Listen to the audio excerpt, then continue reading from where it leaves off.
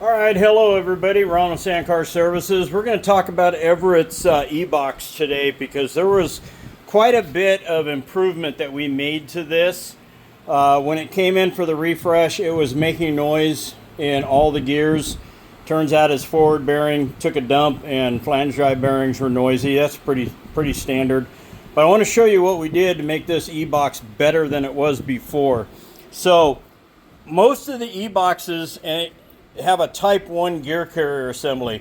It's pretty easy to tell when you have a Type 1 because it's got that dark gray. You can't really do anything to make that brighter because it's just the material it was made out of. But that's an indication if you've got that dark gray gear carrier.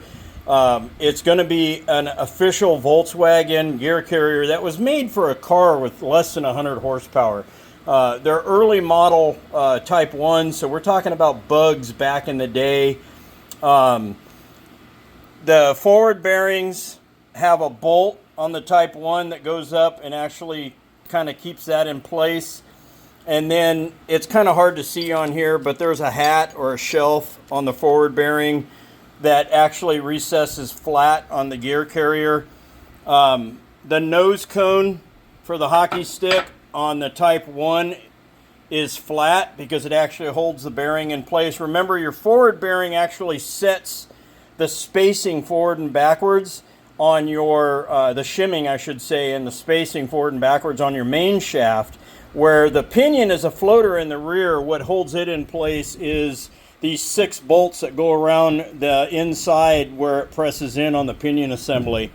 But this is actually what holds the main shaft in place. So this bearing is actually one of the newer style bearings as far as it's the same bearing that most of the Type 1s have. What I believe the machine shops do is they take it apart and they flip the cage, if I remember correctly, and then they mill down because on the Type 1, the thrust washer is actually built into the bearing.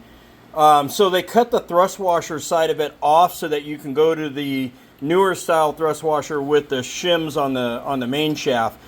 But what we were able to do is we were able to update him to the new style gear carrier. So what Weddle does is they take a 2D gear carrier, and if you remember any of my videos on the distance on this flange right here, where the 2D is probably almost an inch wide from that gap to the end of this flange.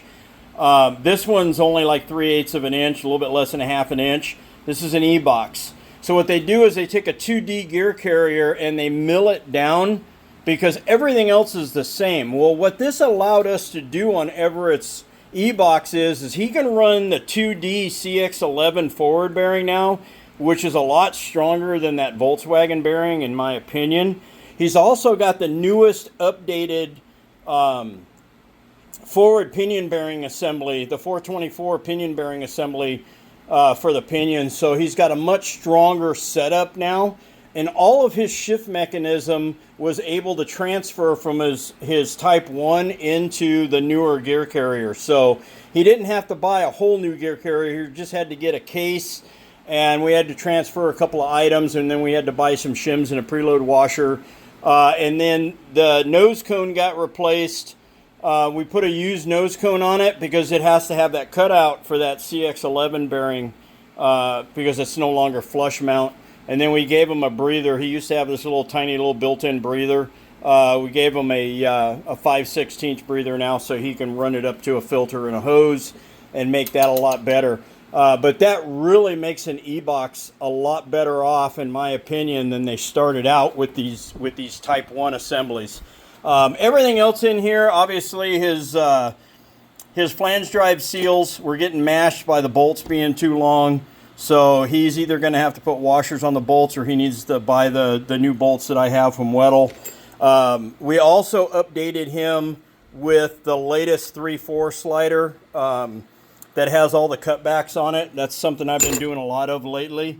Gave him all new synchros, all new seals, full refresh, and then we gave him the new 3R4M 1540 I call it the heavy duty reverse gear. It doesn't make it bulletproof, but it's a hell of a lot stronger than these things are. That's actually one of the newer ones, but it got tore up an awful lot. So throw out bearings in the box. And for the you-know-who that likes to say China, this one's made in Brazil, not China. Everything I buy for a Mendeola transaxle or a Weddell transaxle comes from Weddell. I do not buy aftermarket parts. So if somebody accuses me of putting in China parts, the only way it's a China part is if Weddell sold it to me as a China part, which so far hasn't happened. Usually everything, you know, like the gears are made by Albans, if I remember correctly, through Weddell, and they come from Australia, if I remember correctly. So they're still overseas, but they're not China. The bearings, Schaeffler bearings, pretty good bearing. They must have multiple plants because I've seen stickers from Brazil, Australia, Germany, all with the same company, same box. So, but I have yet to see China on a sticker for that company. Other than that, I appreciate you watching. This is Ron with Sandcar Services, and behind this one is the Boxer Rocks S4 that I'm still continuing on. But Everett, your transmission is done, my friend. Come get it, come put it in. Get out to Glamis, have some fun, throw some sand at friends, and we'll see you out in the dunes.